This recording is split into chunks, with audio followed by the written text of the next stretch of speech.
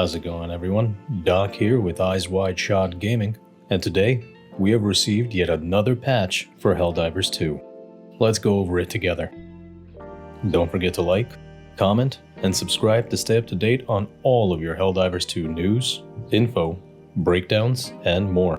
We are so close in our endeavor to 1,000 subscribers. Why not join us today? So very early this morning, we have received a rather large patch regarding some balances to the general game, as well as what seems to be some nerfs and buffs to weapons and armor. Let's go down the list and see what's good and what's just plain evil. For the balancing aspect, our armors have had a little buff, where an armor with an armor rating above 100 now also reduces damage on headshots. Good news for all of us fighting those automatons with no shield. Victory poses will now only play for the extracted. As they said, no stolen valor on my ship, which is something I'm sure we as a community can respect. As far as primary, secondary, and support weapons go, we did get a little more than expected. We start off with the CB9 crossbow, which has gotten a nerf to the explosion radius, as well as number of mags from 12 to 8, but we did see an increase to stagger. There was slight reduction in ergonomics, and the muzzle velocity has been increased, so the arc of the shot isn't as drastic. Overall, not the best news for crossbow lovers. The LAS-99 Quasar cannon has gotten a relatively big nerf, with its recharge time being increased by 5 whole seconds, forcing a lot of players to question if going back to the anti-tank for the big boys is the best choice. Our BR-14 Adjudicator now has full auto as the default fire mode. Its recoil is reduced, as well as increased to maximum mags from 6 to 8. This weapon is now placed amongst the assault rifles. Sadly, it still doesn't hold a candle to the LAS-16 sickle. Speaking of the LAS-16 sickle, we did get a nerf when it comes to the amount of mags we have, from 6 down to a staggering 3, but as long as we are careful with the overheat, we should be okay. Moving on over, the SG-8P Punisher Plasma has seen some big changes too, with a decrease of maximum mags from 12 to 8, and yet an increase to amount of mags received from resupply from 6 to 8. Our projectile speed has been increased, and the damage falloff on the explosion has been decreased. This weapon is now officially placed in the energy weapons category. Still very viable in battle, especially against Terminids. The ARC-12 Blitzer has gotten a very solid buff, with an increase to shots per minute from 30 to 45, allowing us to open up fire with a bolt of electricity more frequently. The R-36 Eruptor, which was already a mediocre sniper compared to the AMR, has seen a decrease in number of maximum mags from 12 to 6. Ew. And the explosion damage drops off slightly faster. This patch might make this weapon even more obsolete. On the bright note, our Scythe has seen a very nice increase to damage from 300 to 350, but a decrease to max number of mags from 6 to 4.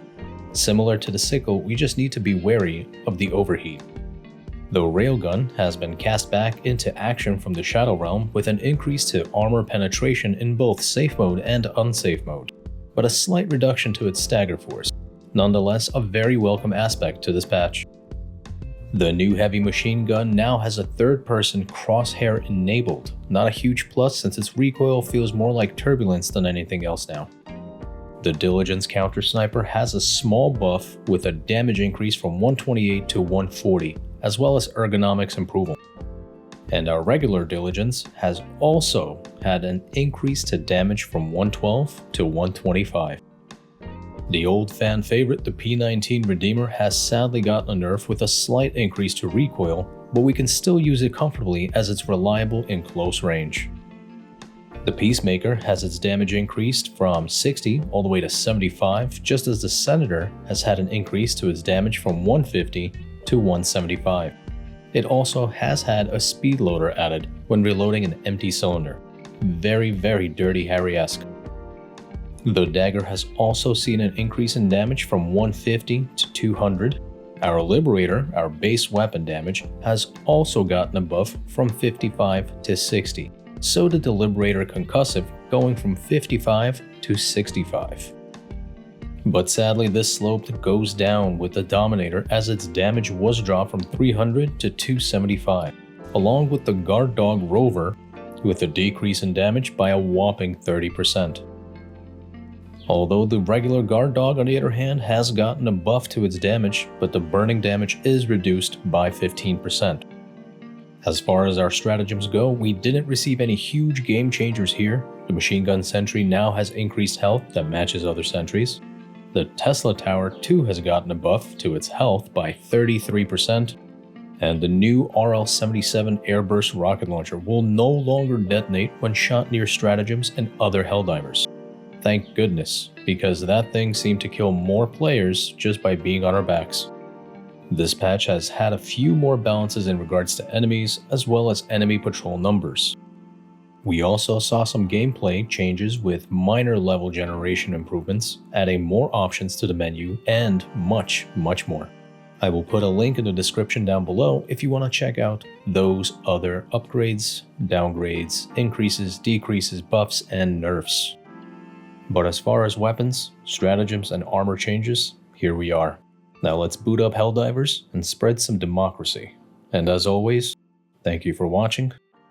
Thank you for listening, and until next time, so long.